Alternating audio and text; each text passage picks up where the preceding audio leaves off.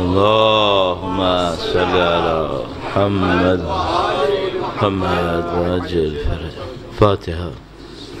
بسم الله الرحمن الرحيم. الحمد لله رب العالمين الرحمن الرحيم مالك يوم الدين إياك نعبد وإياك نستعين اهدنا الصراط المستقيم صراط الذين أنعمت عليهم غير المغضوب عليهم ولا الضالين.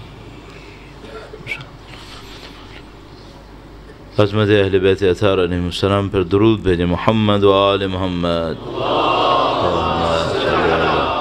محمد و آل محمد وعجل فرجهم. اعوذ باللہ من الشیطان الرجیم. بسم اللہ الرحمن الرحیم. الحمد للہ رب العالمین والصلاة والسلام على سید الانبیاء والمرسلین حبیب الہ العالمین ابی القاسم محمد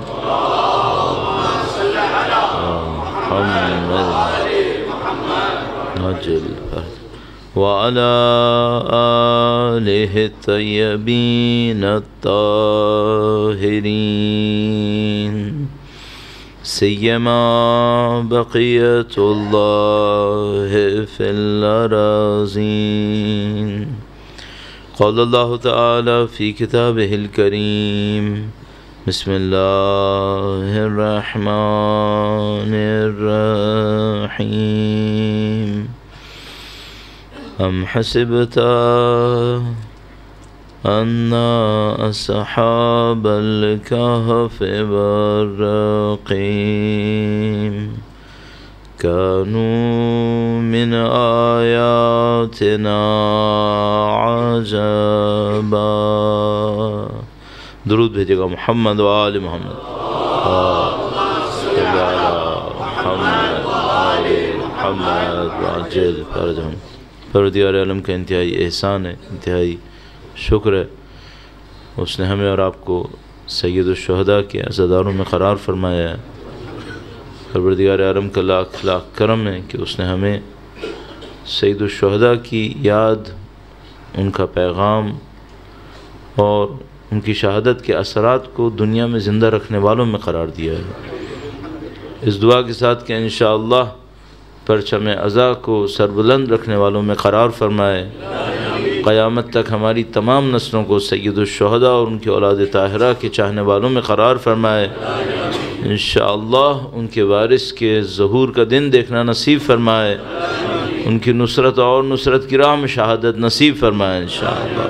تمام دعاؤں کی قبولیت کے لیے وقت کے امام کے حضور ان کے اجداد طاہرین کی تسلیت پیش کرنے کے لیے، بالاخص مولا ابو الفضل العباس کی تسلیت پیش کرنے کے لیے درود بھیجیں. محمد و آل محمد پر. اللہم صلی علی محمد و آل محمد وعجل فرجهم. پروردگار عالم نے اس پوری دنیا کو ایک خاص نظم کے اوپر، ایک خاص قانون کے اوپر خلق فرمایا ہے، اور خداوند متعال کے قانون کی اور اس کے نظم کی ایک خاصیت یہ ہے کہ ساری دنیا ایک دوسرے کے ساتھ جڑی ہوئی ہے.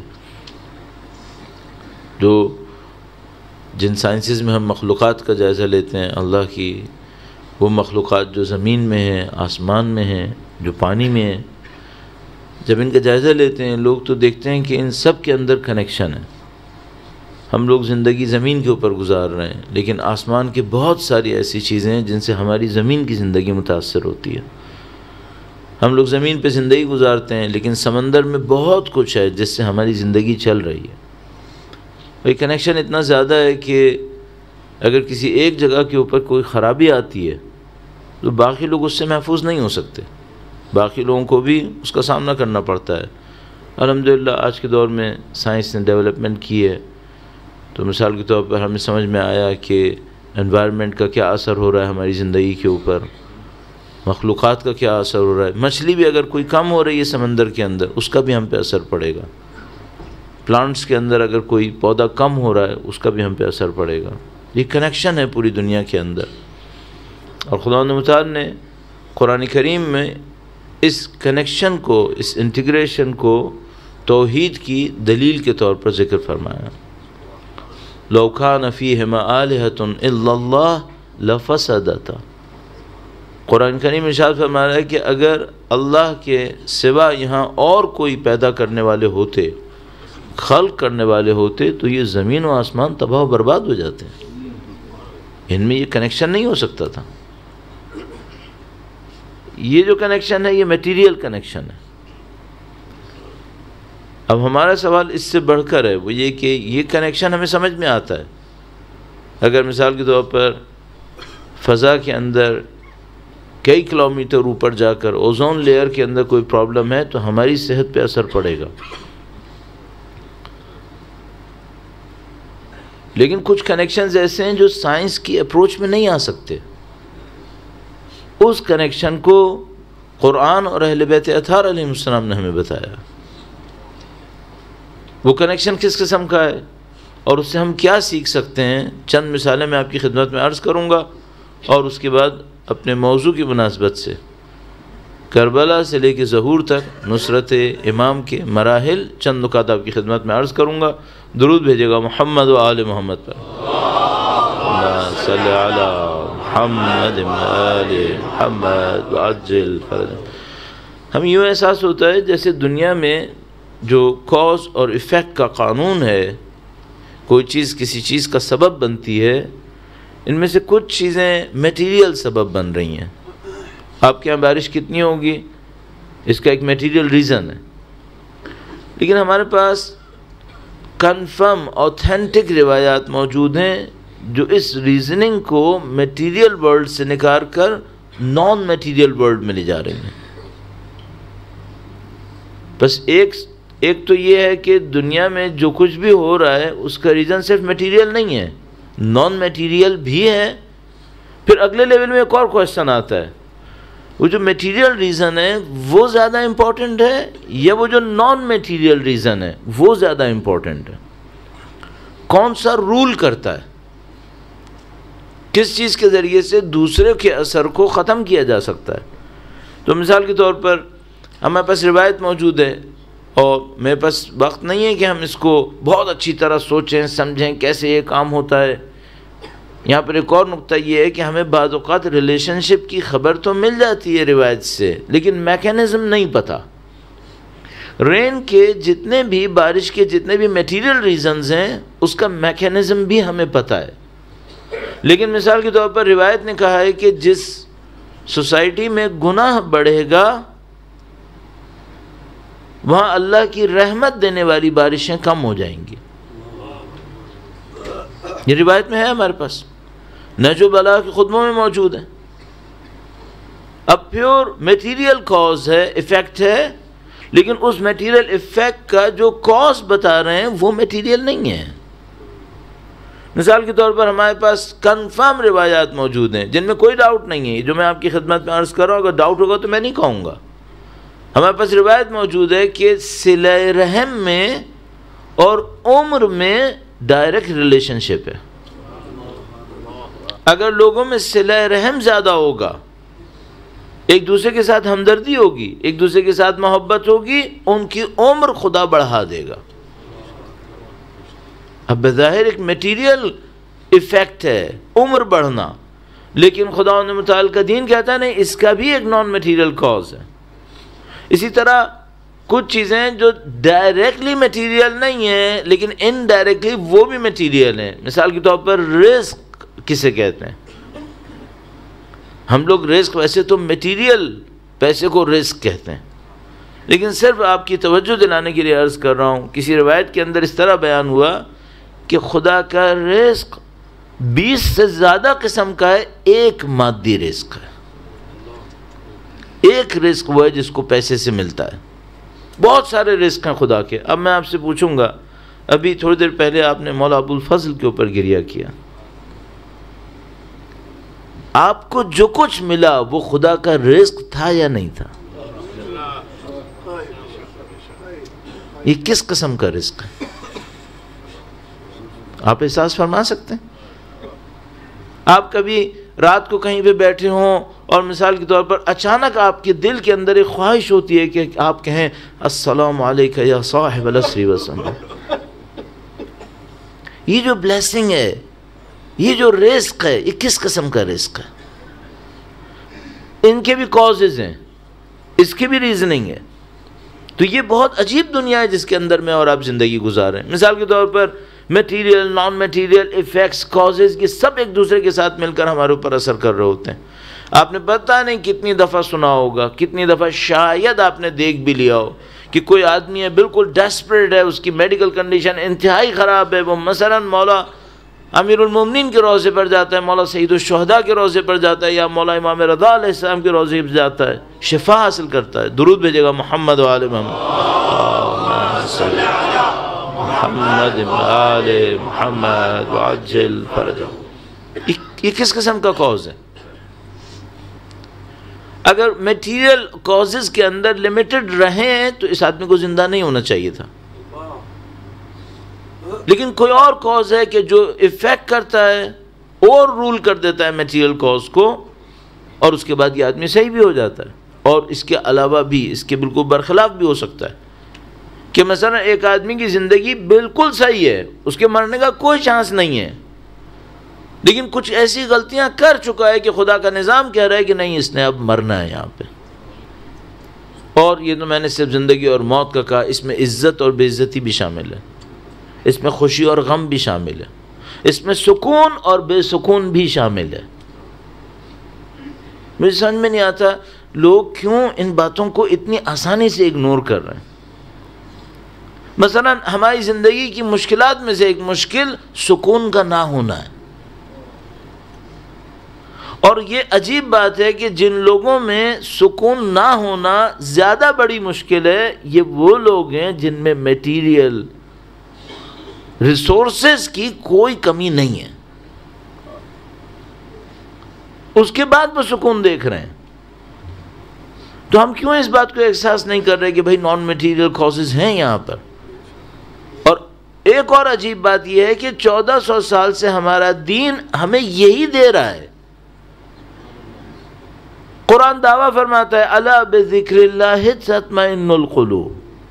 یہ ایکسکلوسیونیس ہے یہاں پر اس عربی کی عبارت کے اندر کہ صرف اور صرف اللہ کے ذکر میں ہی سکون ہے اور نہیں ہے. اب میں جب اسٹیٹسٹکس دیکھتا ہوں کہ مثلا جیسے امریکہ جیسے ملک کے اندر ڈیلی پین کلرز اور ڈرگ کے اوور ڈوز ہونے سے جو لوگ مر رہے ہیں، اوور ڈوز ہونے سے، سائلنٹلی جو مر رہے ہیں وہ علیحدہ، اوور ڈوز ہونے سے جو مر رہے ہیں ڈیلی ان کی تعداد 200 سے زیادہ ہے. امریکہ نے کوئی جنگ ایسی نہیں کی جس میں اتنے لوگ ڈیلی مرتے ہوں. ہم اپنی دنیا کو ایک ایسی جگہ پہ دیکھ رہے ہیں کہ جس میں ان باتوں کو اگنور کرنے کے بعد وہ لوگ اس جگہ کے اوپر پہنچ گئے. لیکن مجھے اس پہ تعجب نہیں ہے کہ وہ لوگ وہاں کیوں پہنچے، مجھے تعجب اس بات پر ہو رہا ہے کہ ہم کیوں یہاں پہنچ رہے ہیں جبکہ ہمارے پاس سب کچھ ہے. تو مثلا ہمیں یہ سب باتیں کوئی نئی نہیں کہنی ہیں، یہ وہ باتیں جو 1400 سال سے ہمارے پاس ہیں. اب ہمیں کرنا کیا تھا؟ ہمیں صرف یہ کرنا تھا کہ اپنی لائف میں سے کچھ ٹائم نکال کر دیکھتے اس سے ہوتا کیا ہے، کیسے ہوتا ہے. میں نے عرض کیا ہماری پرابلم سے ایک پرابلم یہ کہ ہمیں اس کا میکینزم نہیں پتہ. البتہ اگر ہم کوشش کریں، اور اتنی کم از کم کوشش کرنے جو ہم دنیا کے میکینزم کو سمجھنے کے لیے کر رہے ہوتے ہیں، تو یقیناً اس کا میکینزم بھی سمجھ میں آ جائے گا کہ یہ کیسے ہمیں سکون دے گی. کیوں مثلا بعض اوقات کوئی ممکن ہے مجھ سے کہے کہ مولانا ہم نے تسبیح پڑھی، ہمیں وہ سکون نہیں ملا. اور میں اس کے اوپر بہت زیادہ ایمفیسس کرتا ہوں، چونکہ نام آ گیا. میں چند منٹس کے اندر اس کو بہت تیزی سے آپ کی خدمت میں عرض کروں گا تاکہ انشاءاللہ آپ کے لیے بھی فائدہ ہو، اور آپ جو پڑھیں گے ظاہر ہے اس سے اس تمام مجلس منعقد کرنے والوں کو ثواب ملے گا، اور جتنے بھی لوگ اس میں مشغول ہیں سب کو ثواب ملے گا. میں بھی کیوں پیچھے رہوں گا، مجھے بھی ثواب ملے گا انشاءاللہ. درود بھیجے گا محمد و آل محمد. صلی علی محمد آل محمد عجل فرج۔ بہت سمپل ریکمنڈیشن تسبیح کے سلسلے میں۔ ایک تو یہ کہ سب سے پہلے اس بات کو سمجھیں، تسبیح ایک قیمتی چیز ہے، قیمتی چیز ہے۔ پتہ نہیں کتنا اس کے اوپر آپ اور میں امپورٹنس دیں گے کہ جب آپ تسبیح پڑھنے لگیں تو اس سے پہلے 1 سیکنڈ 2 سیکنڈ 3 سیکنڈ کے لیے بی بی سیدہ کے وجود اقدس پہ توجہ دینا، ان کے نام کی ہے۔ یہ کوئی خاص چیز ہے۔ آپ تصور فرمائیے ایک معصوم کسی غیر معصوم کو، طالب علم کو سکھائے، ہمارے لیے حجت ہے۔ اور اگر رسول خدا جیسا، سیدہ طاہرہ جیسے کو بتائے، یا اللہ، یہ کیا مقام ہونا چاہیے اس تسبیح کا؟ کتنی بڑی نعمت اور دولت ہے جو مفت میں مل گئی ہمیں۔ پہلی بات تو اس کو ریئلائز کرنے کہ بھئی یہ معاملہ کچھ اور ہے۔ 1000 رکعت نافلہ نماز کا ثواب اس تسبیح کے اندر ہے۔ 1000 رکعت، بعض روایت 100 رکعت کہتی ہیں، بعض اوقات 1000 کہتی ہیں۔ شہید ثانی نے اپنی کتاب میں لکھا ہوا ہے اس کو۔ کیسے پڑھیں؟ 3 پوائنٹس میں عرض کرتا ہوں، ہمیشہ بہت تیزی سے عرض کروں گا، اس کے اوپر تفصیلی لیکچرز بھی دے چکا ہوں، البتہ بہت سادہ سی بات ہے۔ پہلی بات تو یہ کہ تھوڑا آہستہ آہستہ پڑھیں۔ آواز اونچی کرنے کی بات نہیں کر رہا ہوں، اسپیڈ کم کرنے کی بات کر رہا ہوں۔ لوگ بہت تیزی سے پڑھتے ہیں، 20 سیکنڈ میں پوری تسبیح پڑھ دیتے ہیں، یہ ناانصافی ہے۔ سکون سے تھوڑا سا سکون دکھائیں، مثلا کتنا سکون دکھائیں؟ اللہ اکبر اللہ اکبر اللہ اکبر، اتنی اسپیڈ کر لیں۔ کتنا ٹائم لگ جائے گا؟ 20 سیکنڈ ہوئے تو زیادہ ہوئے تو 1 منٹ لگ جائے گا، 40 سیکنڈ بڑھ جائیں گے۔ اب نہیں معلوم ہم لوگوں کی مشکل کیا ہے، ہم لوگوں کو ٹیلی ویژن کے سامنے وقت کی کوئی قیمت نہیں پتہ ہے، لیکن مجھ سے کوئی کہتا ہے مولانا آج آپ نے 4 منٹ اوپر پڑھا ہے، او مائی لارڈ۔ مجلس ہے بھائی، یہ فٹ بال کا گیم نہیں ہے، ہاں میں تو صاف بول رہا ہوں۔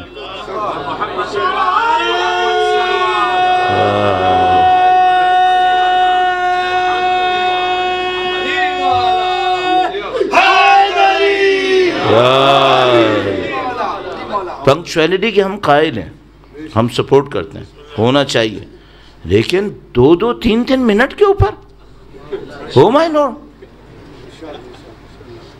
بھائی کم سے کم اتنا انصاف کرو کہ آپ باہر جاؤ گے تو سگریٹ پینے میں 10 منٹ لگا دو گے تم، یہ کیا ہو رہا ہے؟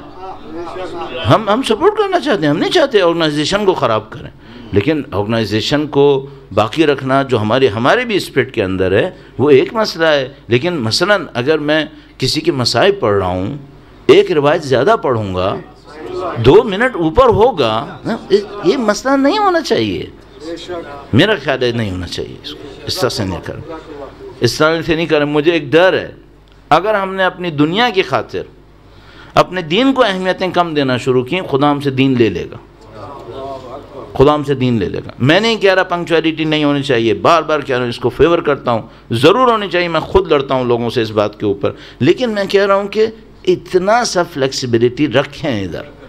اب اپنی زندگی میں اس سے زیادہ رکھتے ہیں، اس سے زیادہ رکھتے ہیں۔ نماز کون والے وقت پڑھ رہا ہوتا ہے؟ تو یہ سب باتیں ہیں، ہم اپنے آپ کو دھوکہ نہ دیں کسی وجہ سے۔ مثلا آپ نے تسبیح پڑھنی ہے، 20 سیکنڈ میں پڑھتے تھے، 40 سیکنڈ اور لگا لو، 1 منٹ میں پڑھ لو، پہلا پوائنٹ۔ دوسرا پوائنٹ، جو پڑھ رہے ہو اس کے تھوڑا سا میننگ کو سوچ لو۔ آپ نے 34 ٹائمز کہنا ہے اللہ اکبر، کم سے کم 10 اللہ اکبر ایسے کہو جس میں اللہ بھی یاد آئے اور کبریائی بھی یاد آئے، کم سے کم 10 مرتبہ۔ مثلا میں کہہ رہا ہوں اللہ اکبر اللہ اکبر اللہ اکبر، تھوڑا اللہ کی کبریائی کو سوچو۔ اچھا ممکن ہے کوئی بچہ مجھ سے پوچھے کبریائی کسے کہتے ہیں؟ اس کی ڈگنیٹی، اس کی سپریم پاور، یہ کتنی کائنات چلا رہا ہے وہ، اور میں اس اوشین میں ڈاٹ بھی نہیں ہوں، لیکن اگر میں اس کو کہتا ہوں یا اللہ تو مجھے کہتا ہے لبیک. اللہ اکبر. تھوڑے تھوڑے سے پوائنٹ نکال لو. میں کبھی کبھی پریشان ہوتا ہوں مثلا اپنی زندگی کے اندر، مجھے مشکل آتی ہے تو میں اس کو تجربہ کرتا ہوں کہ مثلا اللہ اکبر کہتے وقت اگر اس کی کبریائی کو سوچنا چاہوں تو کیا سوچوں. تو میں اس سے کہتا ہوں کہ مثلا اپنے ذہن میں سوچتا ہوں کہ یہ جو ماؤنٹ ایوریسٹ پہ لوگ جاتے ہیں more than 8,000 میٹرز اس کی ہائٹ ہے، یہ وہاں پہ جاتے ہیں تو اس کے پتھروں کے نیچے کیڑے ہیں جن کو خدا رزق دے رہا ہے. اس کی کبریائی ہے. اس سمندر کے نیچے پریشر ہے، آپ تھوڑا سا ڈیپتھ میں جائیں گے اس کے اندر پریشر اتنا ہے کہ کوئی بھی چیز کرش ہو سکتی ہے. جو سب میرینز نیچے بھیجتے ہیں یہ لوگ اس کو پتہ نہیں کون کون سے میٹیریل سے بناتے ہیں کہ وہ کہیں کرش نہ ہو جائے. اتنی گہرائی ہمارے پاس موجود ہے سمندر کے اندر کہ پورا ماؤنٹ ایوریسٹ اس کے اندر چلا جائے پھر بھی 2 کلومیٹر اور گیپ ہے. اس 10,000 میٹر کی ڈیپتھ کے اندر میریانا ٹرنچ کے اندر جب سب میرین جاتی ہیں دیکھتی ہیں وہاں رزق خدا بھی وہاں بھی دے رہا ہے. کیسی مچھلیاں بنائی ہیں جس پریشر کو میٹلز برداشت نہیں کر سکتے اس پریشر کو ان مچھلیوں کے نازک جسم برداشت کر رہے ہیں. یا اللہ، اس کی کبریائی ہے. کبریائی کو سوچیں، حمد کو سوچیں، تعریف کریں اس کی. خدا تو نے اچھا کیا. اور بڑی عجیب ایک روایت ہمارے پاس موجود ہے مولا امام چہارم سے. درود بھیجے گا محمد و آل محمد صلی علی محمد آل محمد وعجل فرجہم. اور یہ دعاؤں کے اندر موجود ہے. میرا اپنے خیال دعائے ابو حمزہ سمالی کے اندر بھی یہ جملہ تکرار ہوا ہے کہ فرمایا خدا تو نے میرا اس وقت خیال رکھا جب میں اپنے چہرے سے مکھی بھی نہیں ہٹا سکتا تھا. تو نے اس وقت میرا خیال کیا، میری کمزوریوں میں میرا خیال کیا. تو نے مجھے اس وقت نگہبان دیے 2 ماں باپ جب میں اپنے لیے کچھ نہیں کر سکتا تھا، میں صرف رو سکتا تھا. حمد خدا کی، تعریف، کیا کیا تو نے میرے لیے. تیسرے مرحلے میں سبحان اللہ. سبحان اللہ کا مطلب کیا ہے؟ خدا نقص میرا ہے، غلطی میری ہے، تیرے اندر کوئی نقص نہیں ہے، خرابی میری ہے. جو کچھ صحیح نہیں ہوا ظہر الفساد فی البر والبحر بما کسبت ایدی الناس. انسانوں نے اپنے ہاتھوں سے زمین و آسمان کے اندر، زمین اور پانی کے اندر خرابی کی. سبحان اللہ کے 2 پوائنٹ ہو گئے. ایک، تھوڑا اسپیڈ کم، البتہ اس سے پہلے میں نے کہا بی بی کے وجود اقدس کو یاد کر. نورانیت ہی نورانیت. یہ کنیکشن ہمارے ایسٹس ہیں. اگر یہ کنیکشن کسی کے بڑھ جائیں اس کی زندگی کچھ اور ہوگی. یہ کنیکشن صرف برین کا کنیکشن نہیں ہے، ایک اسپریچول کنیکشن بھی ہے.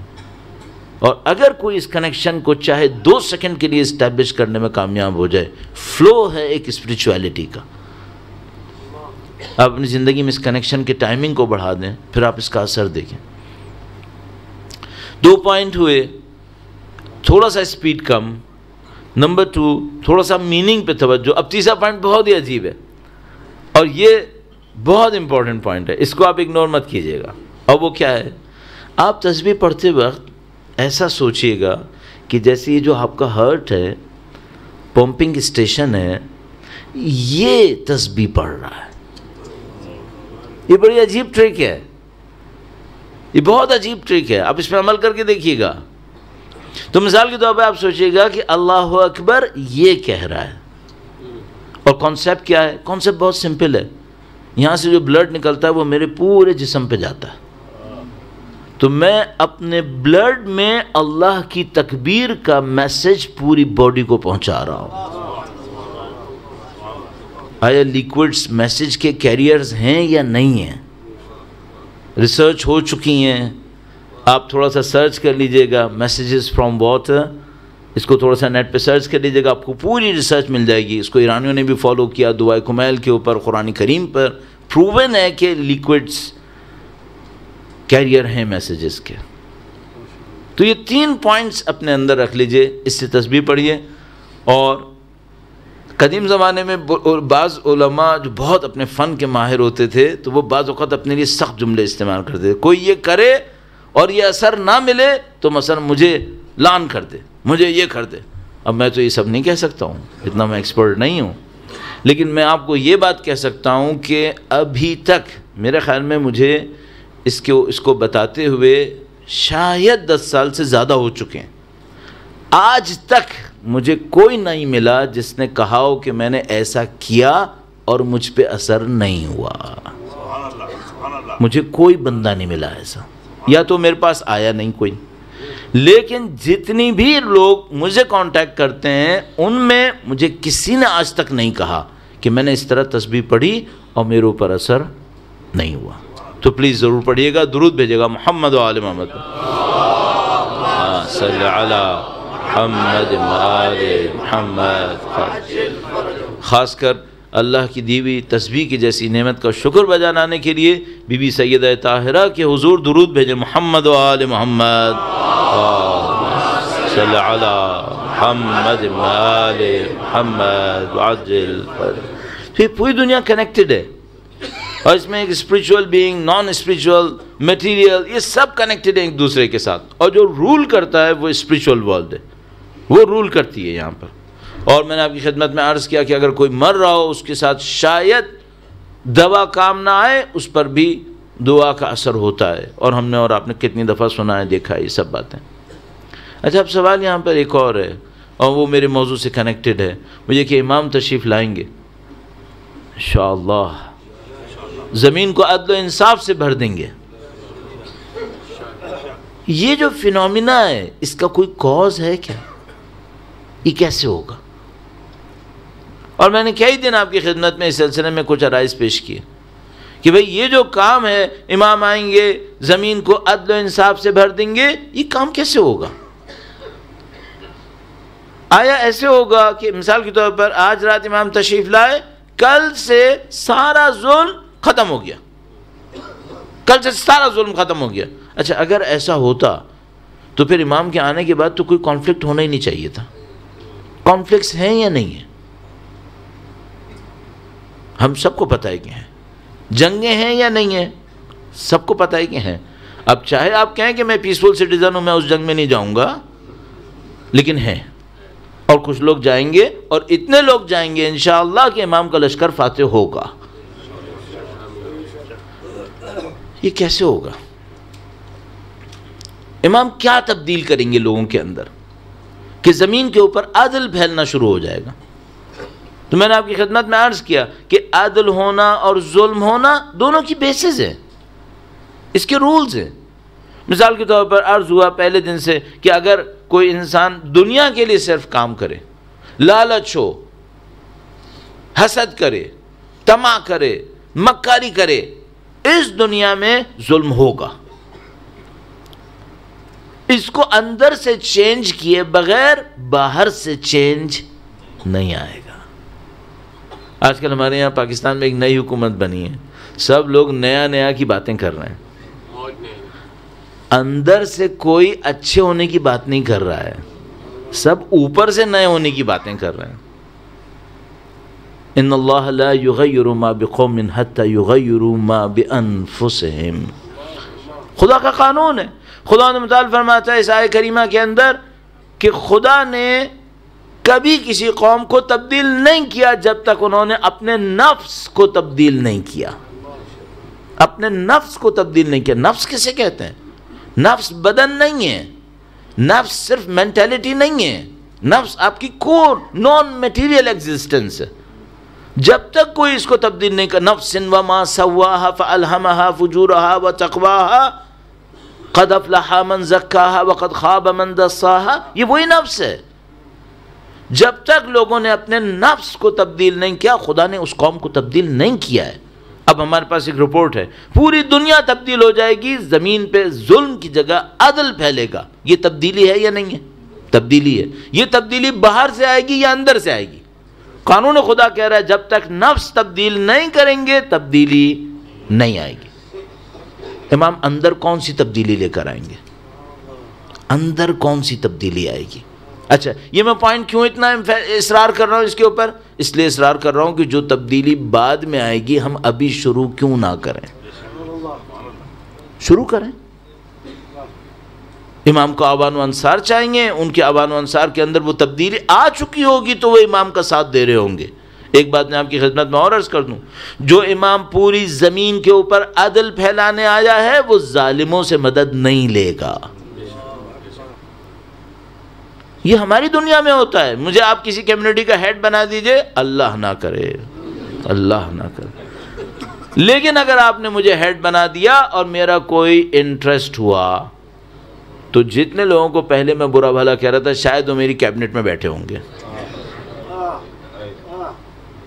کیوں؟ میں کہوں گا ابھی تو یہ کرنا پڑے گا، اور بڑے بڑے جگادڑی پولیٹیشین مجھے آ کے مشورے دیں گے، یہ کر لو، یہ کر لو، یہ کر لو.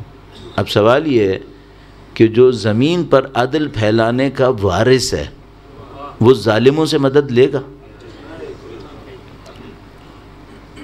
ہرگز نہیں. اس کا مطلب کیا ہے؟ اگر مجھے امام کی نصرت کرنی تو کیا کرنا ہے؟ اس ظلم کو اپنے اندر ختم کرنا ہے. بہت دفعہ ایسا ہو رہا ہے، بچے آ کے مجھ سے پوچھ رہے ہیں مولانا ہمیں کیا کرنا چاہیے، یہ کرنا چاہیے. ہر وہ چیز جس کو تم آئیڈینٹیفائی کر رہے ہو یہ ظلم ہے، یہ جسٹس نہیں ہے، اس کو لڑو، اسے ختم کرو. اپنے اندر سے شروع کرو اور اندر سے نکل کے باہر کی طرف جاؤ. البتہ میں یہ نہیں کہہ رہا کہ پہلے 30 سال تک اپنے اندر لگے رہو، باہر کے ظلم کو چلنے دو، نہیں، دونوں سے سائملٹینیسلی. ورنہ ایک آدمی پکڑ لیتا ہے، وہ کہتا ہے، میں کہتا ہوں بھائی تم کوئی کیوں کچھ نہیں کر رہے ہو؟ کہہ رہے مولانا میں تو ابھی اندر کا صحیح کر رہا ہوں.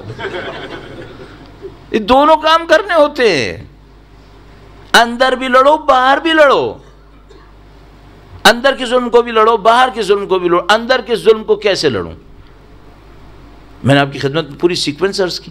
اگر میرے دل کے اندر دنیا کی محبت ہے، دنیا کی لالچ ہے، دنیا کی طمع ہے، میں عدل کا کام نہیں کروں گا، میں ظلم کا کام کروں گا. اس کے لیے مجھے کیا کرنا پڑے گا؟ ہمارے پاس بڑی خوبصورت ایک روایت موجود ہے، یملأ اللہ بہ قلوب الناس غنا.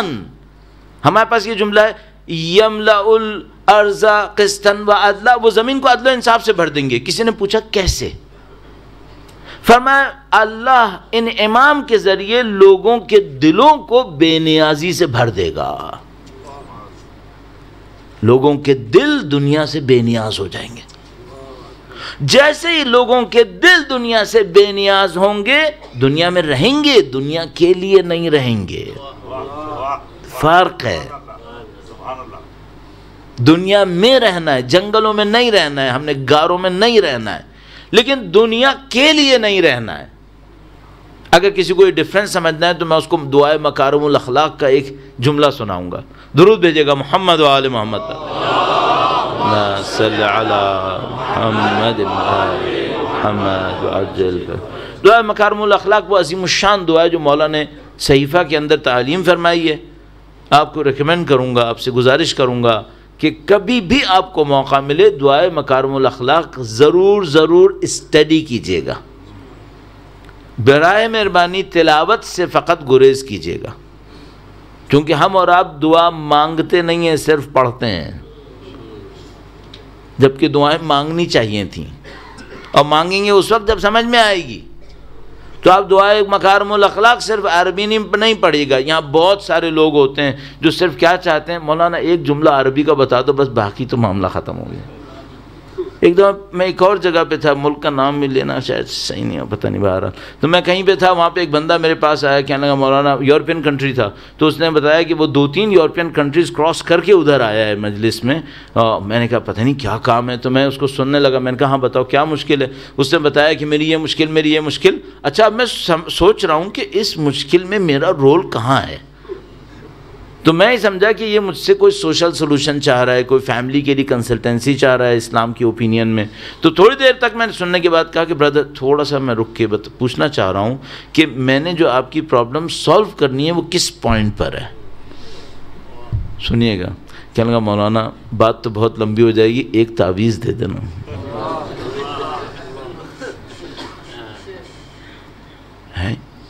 یہ جو اللہ نے فیملی کے لیے اتنی ریکمنڈیشنز بھیجی قرآن میں، 250 سال میں اہل بیت نے ہزاروں روایتیں سنائیں. یہ جو زمین پہ سوشل جسٹس کے لیے ہزاروں باتیں ہمیں بتائیں وہ سب ختم ہو گئیں. اور یہ مجھ سے کہہ رہا ہے عربی کی ایک روایت مجھے لکھ کے دے دو, جملہ مجھے لکھ کے دے دو, میں یہاں پہ باندھوں گا, میرا مسئلہ ختم. ہوتی ہیں ایسی چیزیں, یہ بھی ہوتی ہیں. لیکن میں آپ سے ایک بات پوچھوں گا, اگر میں اپنی ماں کی رسپیکٹ نہ کروں تو کوئی تعویذ میرے کام آئے گا؟ پھر اگر میں اپنی بیوی کو عزت نہ دوں, غلامی نہیں کہہ رہا ہوں بھائی, عزت کی بات کر رہا ہوں, عزت تو دینی ہے, رسپیکٹ دینی ہے. اگر وہ نہ دوں اور پھر اس کے بعد میں اسے مثلا وائس ورسا, کوئی خاتون آئے مجھ سے کہ مجھے کوئی حل بتا دو, اچھا ٹھیک ہے, تم اپنے شوہر کی عزت نہ کرو, اس کے لیے کچھ نہ کرو, اور اس کے بعد 1001 مرتبہ الودود پڑھ پڑھ کے پھونکتی رہو. ہاں,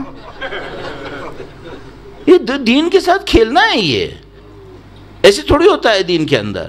دین نے اتنی تعلیمات دی ہیں, اتنی روایتیں دی ہیں, اتنی آیتیں دی ہیں رسپیکٹ کے اوپر, مینرز کے اوپر, اس طرح کرو, اس طرح کرو, یہ نہ کرو, یہ نہ کرو. ان سب کو ختم کر دوں اور میں چاہتا ہوں اچھا یہ وہ کیا ہے, ہم لوگ اپنے کمفرٹ زون سے باہر نہیں نکلنا چاہتے. دین ایسا نہیں ہے. کیا مثلا میں یہ کہہ رہا ہوں تعویذ کام نہیں آتے؟ کام آتے ہیں. ہمارے پاس روایتیں موجود ہیں, حرز کی روایت موجود ہے. میں نے انگوٹھی جو پہنی اس کے پیچھے بھی ایک حرز ہے. کام آتے ہیں, میری جیب میں بھی حرز رکھا ہوا ہے, کام آتے ہیں. لیکن عمل پہلے ہے, عمل کے ساتھ کام آتے ہیں. والدین کی عزت کرو, پھر ان کی دعائیں کام آتی ہیں, کام آتی ہیں. تو ایسا ایک قانون ہے نا دنیا کے اندر. اب امام تشریف لائے, زمین کے اوپر عدل و انصاف پھیلنا ہے. کون لوگ ساتھ دیں گے؟ ظالم نہیں. کون لوگ ساتھ دیں گے؟ وہ جن کے دلوں میں بے نیازی ہے. ان کے دلوں میں بے نیازی کیوں ہے؟ یہ دنیا کے لیے لالچی نہیں ہے, یہ دنیا کے لیے لالچی نہیں ہے, دنیا کے حریص نہیں ہے. اچھا اب ہمارے ایک اور مشکل ہے, ایک آدمی کو زہد, پرہیزگاری, دنیا کی لالچ, تو کہتا ہے اچھا اس کا مطلب ہے کل سے جاب چھوڑ دیتا ہوں. یہ کس نے کہا؟ کام کرو, بزنس کرو, خوب کماؤ, اللہ کے لیے خرچ کرو, اللہ کے لیے خرچ کرو. اب یہ کوئی نہیں کرنا چاہتا. لوگ کہتے ہیں ہم محنت زیادہ کریں گے, اپنے کمانے کے لیے کریں گے, ہم کمائیں کسی اور پہ خرچ کریں. اس کی وجہ کیا ہے؟ اس کی وجہ ہے ہم نے خدا کو مالک سمجھا ہی نہیں ہے, ہم نے اپنے آپ کو مالک سمجھا ہے. ہم نے سمجھا ہے ہم اپنے مالک ہیں, ہم اپنے مال کے مالک ہیں, اپنے لیے تو خرچ کریں گے, دوسروں کے لیے کیوں کریں؟ نعوذ باللہ تعالی. دیکھو سارا کانسیپٹ خراب ہوا ہوا ہے. آپ کو اور مجھے اگر صحیح کرنا ہے تو کہاں سے کرنا ہے؟ جو بچے بار بار آ کے مجھ سے کہہ رہے ہیں کیا کرنا ہے, میں اس سے کہوں گا بیٹے یہ کرنا ہے. اللہ کی توحید کو سمجھو, اللہ کی اونرشپ کو سمجھو, اس توحید کو, اس مالکیت کو سمجھو. اس کے بعد دیکھو اس کے اگینسٹ کیا کیا ہے. دنیا پرستی خدا نے پسند نہیں کیے, اپنے دل سے دنیا نکالنے کی کوشش کرو. تھوڑا قربانی پہ جاؤ, تھوڑا ایثار پہ جاؤ, اور ان کاموں کو دکھاوے کے لیے نہیں کرو, خدا کے لیے کرو. یہاں مصیبت یہ ہو گئی کہ ہر چیریٹی کے پیچھے جب تک ایک بہت بڑا بینر نہیں لگا میرے نام کا, مزہ ہی نہیں آیا. یہ سب دھوکہ ہو رہا ہے. اس خاطر روح زندہ نہیں ہو رہی ہیں, اس خاطر ارواح پہ مردگی ہے.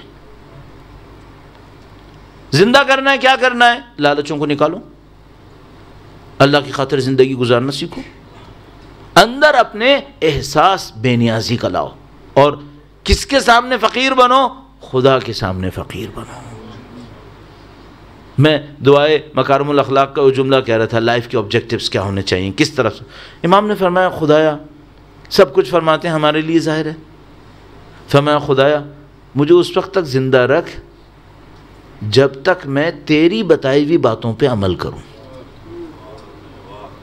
جب تک میں زندہ رہوں ان کاموں کے لیے جن کے لیے تو نے مجھے خلق کیا تھا. ہماری زندگی میں بہت سارے ایسے کام ہیں جن کے لیے خدا نے ہمیں خلق نہیں کیا تھا, ہم نے خود آبجیکٹیوز بنا لیے. مثلا اپنے اوپر رکھ لیتا ہوں, کیا خدا نے میرے لیے آبجیکٹیو شہرت رکھی ہے؟ نہیں رکھی. اگر میرے جیسے طالب علم کے لیے خدا نے کوئی آبجیکٹیو رکھا ہے تو کیا رکھا ہے؟ اس نے رکھا ہے دین کو بیان کرنا, دین کی خدمت کرنا. کیا پاپولیرٹی میرا آبجیکٹو ہے؟ نہیں ہے. تو خدا مجھے زندہ رکھ جب تک میں اس آبجیکٹو کے لیے کام کروں جس کی خاطر تو نے مجھے کریٹ کیا ہے. اور اگر وہ آبجیکٹو میں لوز کر دوں، اس کے بعد امام نے اتنی عجیب ایک تشبیہ استعمال کی ہے، بہت عجیب تشبیہ، وقت انتہائی کم ہے اور مجھے آپ کو جلدی سے اس کو عرض کرنا ہے. امام نے تشبیہ استعمال کی ہے، خدایا جب زندگی شیطان کی چراگاہ بن جائے، یعنی میری لائف ایسی بن گئی ہے کہ شیطان اس پہ فیڈ کر رہا ہے اپنے آپ کو. میں کوشش کر رہا ہوں زندگی میں، اور میری اس کوشش سے کس کو فیڈنگ ہو رہی ہے؟ شیطان کو. مجھے کچھ نہیں مل رہا ہے. یہ کون سا آدمی ہوگا جس کی لائف کا آبجیکٹو وہ ہے جو خدا نے نہیں رکھا تھا؟ زیادہ طاقت ہونی چاہیے میرے پاس، زیادہ پرومیننس. آج کی دنیا نے پتہ نہیں ہم لوگوں کے ساتھ کیا کر دیا. پرومیننس اور ایکسیپٹڈ ایتھکس بن گئے ہیں کہ ہاں یہ تو صحیح ہے. مثلا آپ کپڑوں کے ایڈورٹیزمنٹ میں دیکھیں گے، یہ پہنو تو سب کی نظریں تمہاری طرف ہوں گی. کھلا اسلام کی مخالفت.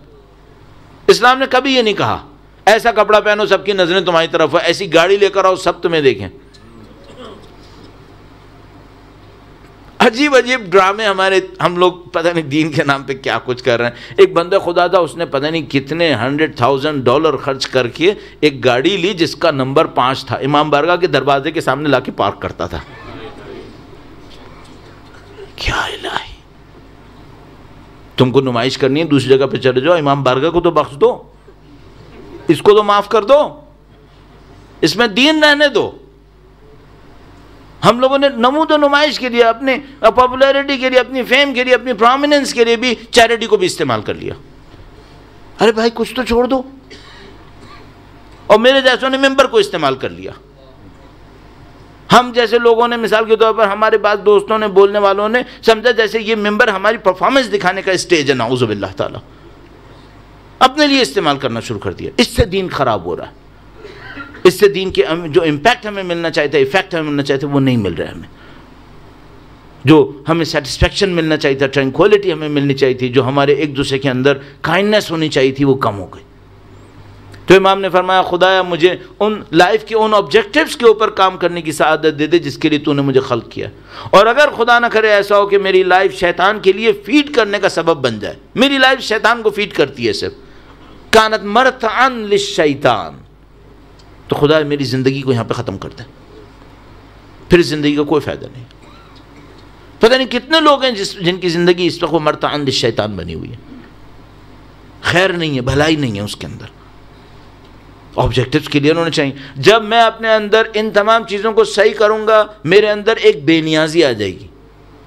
غنا، جو میں نے حضرت ابو ذر کے بارے میں آپ کی خدمت میں عرض کیا، جو ہمیں اہل بیت اطہار کے اصحاب میں نظر آتی ہے، جب یہ غنا اور بے نیازی ہوتی ہے تب یہ لوگ امامت کی نصرت کرتے ہیں، تب یہ لوگ زمین پہ عدل پھیلاتے ہیں. تو جو بچے مجھ سے پوچھ رہے ہیں کہ بھئی ہمیں کیا کرنا چاہیے، میرے پاس یہ ہے فارمولا، اس پہ کام کرو، اپنے آپ کو ایلیویٹ کرو. دنیا کی چھوٹی چھوٹی چیزیں ہمیں لالچ میں نہ ڈالیں، چونکہ سب یہ کر رہے ہیں لہذا میں یہ کر لوں. نہیں نہیں، تم سب کو مت دیکھو، تم اپنے امام زمانہ کو دیکھو، ان کو دیکھو. اور یہ سخت ترین کام ہے. میں کم سے کم اپنے تجربے سے آپ کی خدمت میں عرض کر رہا ہوں، سخت ترین کام لوگوں کے طنز کو برداشت کرنا. سخت ترین کام یہ ہے کہ آپ کی فیملی آ کر آپ سے کہے کہ تم بیوقوف ہو. اور ہمارے پاس روایت موجود ہے کہ مومن آخری دور میں اتنا احمق کہلائے گا کہ سب اس کو احمق کہیں گے. اور فرمایا مومن وہ ہوگا جو اس کہنے پہ صبر کرے گا اور خدا کا دامن نہیں چھوڑے گا. البتہ میں نہیں کہہ رہا، میں دوبارہ خطرے کی خاطر کہہ رہا ہوں، میں نہیں کہہ رہا کہ انسان سستی کرے کمائے نہیں، بزنس نہ کرے کہ میں نے تقوی کا راستہ اختیار کر لیا. نہیں نہیں، کام کرے، محنت کرے، کمائے، لیکن زندگی کو نمائش اور دوسروں کے سامنے شو آف کا ذریعہ نہیں بنائے، لوگوں کے لیے رحمت کا سورس بنائے. دوسروں کے سامنے ہاتھ پھیلانا کوئی فضیلت نہیں ہے. کوئی آدمی سست ہو جائے اور اپنے لیے لیزینس دکھائے اور وہ ایک دم بزدل ہو کے گھر میں بیٹھ جائے، دوسروں کے سامنے ہاتھ پھیلائے، یہ کوئی فضیلت نہیں ہے، یہ کوئی تقویٰ نہیں ہے، کوئی پرہیزگاری نہیں ہے، کوئی زہد نہیں ہے۔ انسان کو ایکٹیو ہونا چاہیے، اللہ کے دین کی خاطر اپنی زندگی کے اندر کام کرے، جد و جہد کرے، اور یہ لوگ اہل بیت کو پسند ہیں۔ جرأت ہونی چاہیے۔ اور یہ چند چیزیں میں نے آپ کی خدمت میں عرض کی، انشاءاللہ 2 دن فقط ہمارے پاس اب اور موجود رہیں گے، تو انشاءاللہ اس کو اینڈ کی طرف لے جانے کی کوشش کریں گے۔ پروردگار انشاءاللہ مجھے اور آپ کو وقت کے امام کی نصرت کی سعادت نصیب فرمائے انشاءاللہ۔ میں انشاءاللہ کل اور پرسوں یہ اس بات کے اوپر خاص ایمفیسس کرنا چاہوں گا کہ ہم اپنے امام سے کنیکشن کیسے بڑھا سکتے ہیں۔ مجھے اس کے اوپر انشاءاللہ پروردگار عالم توفیق نصیب فرمائے تو اس کے اوپر کام کرنا ہے انشاءاللہ تعالی۔ ایک بار پھر وقت کے امام کے حضور ادائے احترام کے لیے اور بالاخص مولا ابو الفضل کی تسلیت پیش کرنے کے لیے درود بھیجیں۔ محمد و آل محمد، محمد محمد وعجل فرج۔ اذان محترم، یہ تمام باتیں ہم کہاں سے سیکھ سکتے ہیں؟ ان عظیم الشان ناموں سے جن کا ہم ذکر کرتے ہیں۔ کیریکٹر کسی کو دیکھنا ہے، ڈگنیٹی دیکھنی ہے،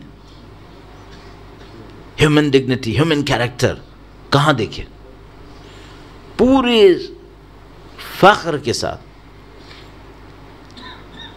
پورے کانفیڈنس کے ساتھ ہم دنیا کے سامنے ایک جملہ کہہ سکتے ہیں کہ اگر تمہیں ہیومینٹی کی پیک دیکھنی ہے تو کربلا میں آؤ کربلا۔ اور سید الشہداء کے کیمپ کے کسی بھی ایک آدمی پہ ہاتھ رکھ لو، کسی بھی فرد کے اوپر ہاتھ رکھو، اور میں عرض کروں گا ہماری خواہش ہونی چاہیے کہ ہم کسی ایک کی طرح کم سے کم اس کے راستے پر چلنے والے بن جائیں۔ اور جب ذکر فضیلت کا ہے، ذکر شجاعت کا ہے، تو کس کا نام ابو الفضل سے بلند ہے؟ کس کا نام؟ کیا مقام ہے مولا ابو الفضل عباس کا؟ اللہ اکبر! اگر مادی کائنات میں کوئی پہاڑ ہے تو ابو الفضل انسانیت کا سب سے اونچا پہاڑ ہے۔ یہ انسانیت کا سب سے اونچا پہاڑ ہے۔ اس میں عظمت ہے کردار کی، جرأت ہے ان کے اندر۔ سب سے بڑی بات کیا ہے؟ صرف نڈر، بہادر، شجاع، شمشیر زن نہیں ہے، اپنے مولا کے نام پر کنٹرول بھی ہے۔ مولا کے نام پہ کنٹرول ہے۔ اس بات کو ہم سمجھ سکتے ہیں کہ اگر کوئی شخص تلوار چلانے کا ماہر ہو اور اس سے کہا جائے کہ جا کر تلوار چلاؤ تو یہ کام آسان ہے۔ اگر کوئی شخص طاقتور ہے اور اس سے کہا جائے کمزور کو شکست دے دو، یہ کام آسان ہے۔ لیکن ابو الفضل سے کہیں کہ عمر سعد سے وقت مانگ کر لاؤ، ابو الفضل کی طبیعت کے خلاف ہے، لیکن اپنے مولا اور اپنے آقا کے حکم پر عمل کرتے ہوئے گئے اور وقت لے کر آئے۔ تابعدار ہیں ہم، اور آپ زیارتیں پڑھتے ہیں مولا ابو الفضل کی، اور ان زیارتوں کے اندر اس جملے کو بار بار دہراتے ہیں کہ آپ وہ تھے جنہوں نے اپنے بھائی کا ساتھ دیا، ہر طرح سے ساتھ دیا۔ اور کتنا ناز ہے اس خاندان کو۔ اگر میں 3 محور ڈھونڈوں کربلا کے اندر، ایک سید الشہداء ہیں اور ان کے اصحاب، اور ایک محور میں خواتین ہیں، اور ایک محور میں بچے اور بچیاں ہیں۔ یہ تینوں اپنی زندگی کے لیے، اپنی تمام تر آرزوؤں کے لیے حضرت ابو الفضل کی طرف دیکھ رہے ہیں۔ ہم شاید اس جملے کو نہیں سمجھ پائیں گے، ہمارے لیے واقعاً سخت ہے، لیکن ہمیں کیسے سمجھ میں آئے گا کہ کوئی بہن کیسے دیکھ رہی تھی ابو الفضل کو، بچے کس انداز میں دیکھ رہے تھے حضرت ابو الفضل کی طرف۔ اور سب سے بڑھ کر خود مولا سید الشہداء کیسے دیکھ رہے تھے. ہمارے پاس روایات موجود ہیں. عاشور کا دن تھا اور بار بار اصحاب جاتے تھے، شہید ہوتے تھے، ایک کے بعد ایک شہید ہوتے تھے. گویا مولا ابوالفضل بار بار سید الشہداء کے سامنے آ کر کھڑے ہوتے تھے کہ مولا اب مجھے جانے کی اجازت مل جائے، لیکن کچھ کہہ نہیں سکتے تھے. ایک موقع کے اوپر تشریف لائے اور آ کر گویا یوں فرمایا کہ میرے مولا اب مجھے بچوں کی آواز برداشت نہیں ہو رہی. یہ بچے پیاسے ہیں، ان کو پانی چاہیے، یہ دشمن ہماری نہر کے اوپر قابض ہے. ایک موقع کے اوپر سید الشہداء نے دیکھا اور فرمایا ابوالفضل تمہارے ہونے سے تو لشکر کی امید بنی ہوئی ہے. گویا مولا ابوالفضل نے فرمایا کہ میرے مولا وہ لشکر ختم ہو گیا ہے، اب یہاں کچھ نہیں بچا. کتنا اس جری نے صبر کیا ہوگا کہ ان کی آنکھوں کے سامنے حبیب ابن مظاہر جیسا بوڑھا شہید ہوا ہوگا. مولا ابوالفضل نے صبر کیا. ہم لوگ مولا ابوالفضل کی شجاعت کو یاد رکھتے ہیں لیکن ان کے صبر کی طرف کم توجہ دیتے ہیں. انہوں نے صبر کا ایک عظیم الشان معرکہ انجام دیا. اتنا صبر کیا سید الشہداء کے سامنے کھڑے ہوئے اور مولا ابوالفضل سے سید الشہداء نے فرمایا کہ بھیا عباس جاؤ بچوں کی پیاس کا بندوبست کر لو. ہمارے سامنے رہتی دنیا تک ایک جملہ مشہور ہو گیا ہے اور وہ جملہ لائق ہے اس شہرت کے لیے کہ عباس ساقی ہے، عباس پیاسوں کو پانی پلانے والا ہے.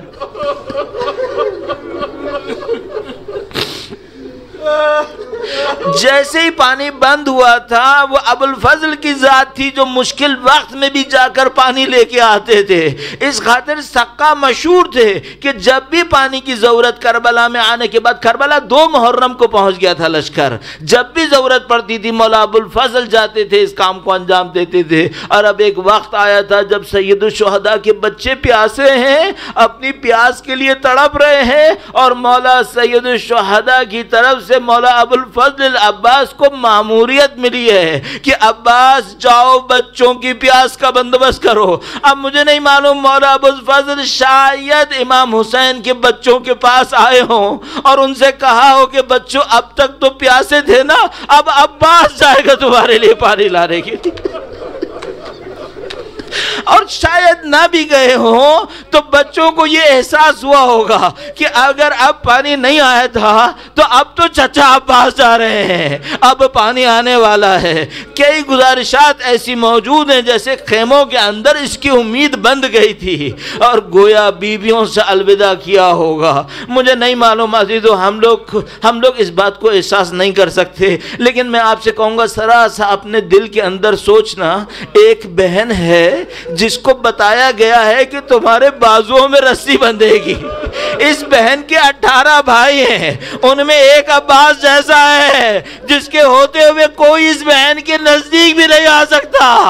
اب یہ بھائی اس بہن سے الوداع کہنے آیا ہے،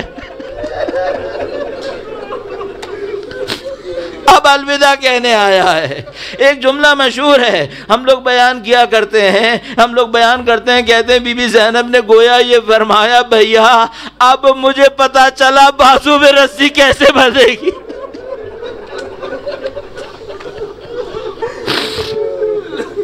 اب لگا کہ رسی کیسے بندھے گی. مولا ابوالفضل تشریف فرما ہوئے. عزیزو ایک عجیب لمحہ ہے، مصائب کو بہت زیادہ بھی نہیں کر پاؤں گا لیکن بہت کم بھی نہیں کرنا چاہتا ہوں کہ کہیں ایسا نہ ہو میری طرف سے کوتاہی ہو جائے مصائب کے اندر. شاید میرا انداز بھی اتنا اچھا نہ ہو لیکن میں صرف اتنا کہوں گا ذرا اپنے دل کے اندر جا کر عباس کو ڈھونڈنے کی کوشش کرنا. ساری زندگی مولا کے علم پر گئے ہم لوگ نے ہمیشہ مولا ابوالفضل عباس کی مدد مانگی ہے.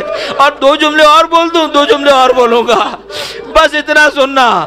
کوئی منا کے اندر امام زمانہ کو دیکھتا ہے، امام زمانہ فرماتے ہیں، اس سے پوچھتا ہے امام زمانہ سے مولا اب آپ اگلی دفعہ کب آئیں گے؟ جب ہم حج پہ جائیں گے تب آئیں گے. کب آئیں گے؟ ایک جملہ فرمایا مختصر کرتے ہوئے، ایک جملہ فرمایا کہا کل تم مجلس کرو گے میرے چچا عباس کے مصائب پڑھو گے، میں اس وقت آؤں گا.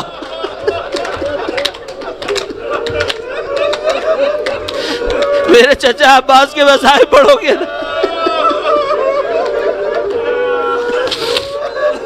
ایک اور جملہ آیت اللہ رشید نجفی بیان کرتے ہیں کہ ان کے ریفرنس سے پتا چلا ایک عالم جمکران بار بار جاتے تھے، خواہش پوری نہیں ہوتی تھی. ایک موقع کے اوپر بیتاب ہو گئے، امام زمانہ کو خطاب کیا، کہا مولا امام زمانہ میں اتنی دفعہ آ چکا ہوں، میری خواہش کیسے پوری ہوگی، کیا ابو الفضل کے پاس جاؤں؟ تو امام خود خواب میں تشریف لائے، کہا جاؤ میرے چچا کے پاس جاؤ اور انہیں پکارنا یا ابا الغوث ادرکنی. یہ نوحہ امام زمانہ کو پسند ہے، یہ رونا امام زمانہ کو پسند ہے. چچا عباس کا مسئلہ ہے، ان کے مصائب کا معاملہ ہے. بس ایک موقع آیا، مولا ابو الفضل عباس نہر کی طرف روانہ ہوئے. جو کیسے بیان کرے انسان اس مرحلے کو، ایک تنہا ہزاروں کا لشکر ہے، شمشیریں چلیں، نیزے چلے، تیر برسے، اور یہ شیر علی ابو ارتضیٰ کا شیر، ان کا نام ہی عباس ہے. عباس کا مطلب کیا ہے؟ وہ شیر جس سے کوئی شیر جھگڑا نہیں کرتا ہے، سب دور ہو جاتے ہیں. یہ وہ ابو الفضل عباس ہے. اب جو نہر پہ آئے تو دشمنوں کے اندر کھلبلی بچ گئی کہ علی کا بیٹا آ گیا میدان میں جنگ لڑنے کے لیے، اور دشمنوں کے کشتوں کے پشتے لگائے، نہر پر تک پہنچ گئے. نہر پر پہنچے، ذوالجناح کو کہا تو پانی پی لے. خود مٹھی میں پانی لیا، چلو میں پانی لے کے زمین پہ مارا، کہا جب تک حسین کی بچیاں پیاسی ہیں. یا اہل الوفا، اے دنیا میں وفا کے دعوے کرنے والوں، آؤ اور ابو الفضل کی وفا دیکھو. نہیں معلوم کب کا پیاسا ہے یہ شیر، نہیں معلوم کب کی پیاس ہے، لیکن بچیوں کی پیاس سوچی، پانی کو مار دیا زمین پر. اب واپس پلٹے، اب حضرت ابو الفضل کی زندگی کا مقصد مشکیزہ کو لے کر چلنا ہے. عزیزو گویا میں کہوں گا ابو الفضل اپنا وجود بھول گئے، صرف بچیوں کی پیاس ذہن میں رہ گئی ہے. مشکیزہ میں زندگی ہے. تھوڑا آگے بڑھے اور جس تبدیل ہوا، شیر تبدیل ہوا. خدا کی قسم اگر تم نے میرا سیدھا ہاتھ کاٹ دیا، میں اپنے امام سے پیچھے نہیں ہٹوں گا. مولا سید الشہداء دور سے دیکھ رہے ہیں، عباس کا علم جھکا، امام حسین کی قبر جھکی، علم اٹھا. اب پھر عباس بڑھے، تھوڑی دیر میں شیر پھر بدلا. ارے دشمنوں، اگر تم نے میرا بایاں بازو بھی کاٹ دیا تو کیا میں امام سے رکوں گا؟ نہیں، ابھی مشکیزہ باقی ہے، ابھی کام باقی ہے، ابھی عباس کو پانی لانا ہے. اب دشمنوں نے، لعینوں نے تیروں کی بارش مشکیزہ پہ شروع کر دی.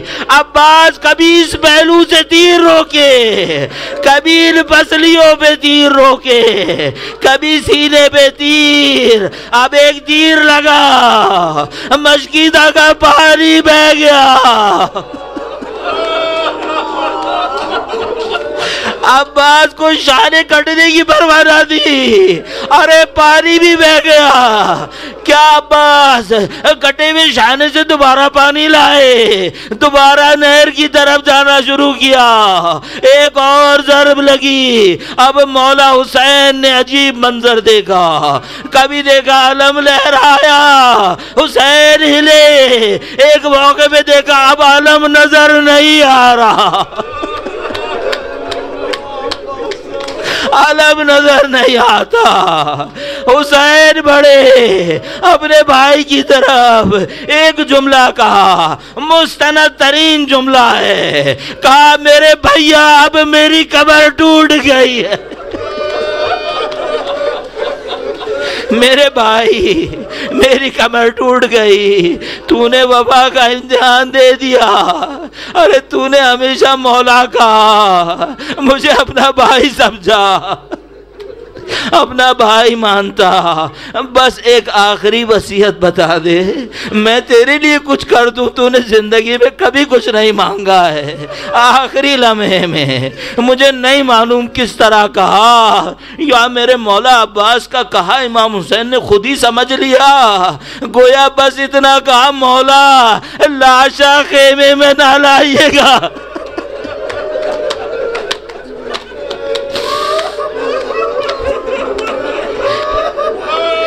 اس جملے کا مطلب کیا ہے؟ اس کا مطلب یہ، میں اہل وفا ہوں، میں نے وعدہ کیا ہے میں پانی کے بغیر نہیں جاؤں گا، میرا لاشا یہیں رہے۔ اب امام واپس آئے، علم عباس آیا، بچے سمجھ رہے شاید پانی آ گیا، نزدیک آئے، بچوں نے گویا پیالے توڑ دیے، ارے مولا ہمارا چچا کہاں ہے؟ ارے پانی نہیں چاہیے ابا، ماتم حسین۔